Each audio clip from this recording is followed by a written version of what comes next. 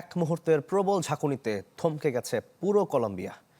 শক্তিশালী 7.4 মাত্রার ভূমিকম্পে কেঁপেছে দেশটির পশ্চিমাঞ্চল। এ পর্যন্ত নিহত হয়েছেন অন্তত 111 জন।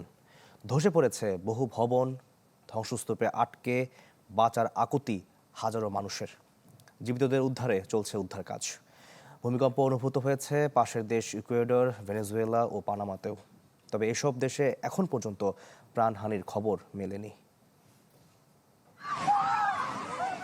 ভয়াবহ এক সকালের সাক্ষী হলেন কলম্বিয়ার পশ্চিমাঞ্চলের মানুষ। ঘড়ির কাঁটায় তখন সকাল 7:34। দিনের শুরুতে যে যার কাজে বের হবেন, এমন সময় তীব্র ঝাঁকুনিতে মুহূর্তেই বদলে গেল চারপাশ। শক্তিশালী 7.4 মাত্রার ভূমিকম্পে দুলতে থাকে ঘরবাড়ি, বড় ইমারত ও সড়ক। এক পর্যায়ে ধসে পড়ে কিছু ভবন। আতঙ্কে এদিক ওদিক ছুটতে থাকেন বাসিন্দারা।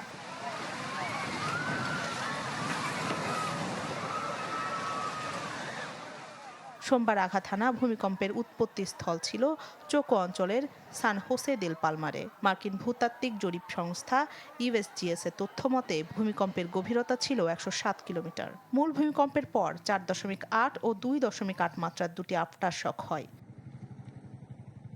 দিন বাড়ার সাথে সাথে আসতে থাকে বিভিন্ন এলাকায় ভূমিকম্পে নিহতের খবর।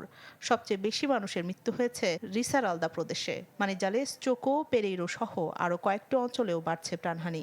কলম্বিয়ার সবচেয়ে বড় শহর কালিতে বিভিন্ন ভবনের ধ্বংসস্তূপে চাপা পড়ে নিখোঁজ অনেকেই। তাদের সন্ধানে ধসে পড়া ভবনগুলোতে জমছে স্বজনদের ভিড়।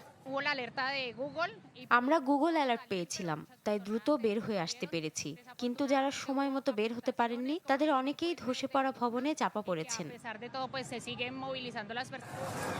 ব্যাপক ক্ষয়ক্ষতি হওয়ায় কলম্বিয়ার অন্তত 6টি বিমানবন্দরের কার্যক্রম সাময়িকভাবে স্থগিত রাখা হয়েছে।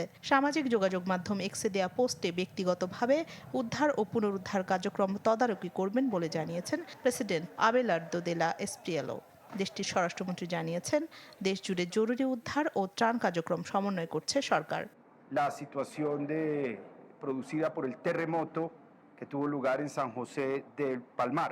কলম্বিয়ায় আঘাত হানায় শক্তিশালী ভূমিকম্পে কেঁপেছে প্রতিবেশী দেশ ইকুয়েডর, ভেনেজুয়েলা ও পানামাও। সাম্প্রতিক বছরে দক্ষিণ আমেরিকার দেশগুলোতে বাড়ছে ভূমিকম্পের প্রবণতা। রাখি জেসমিন, চ্যানেল 24।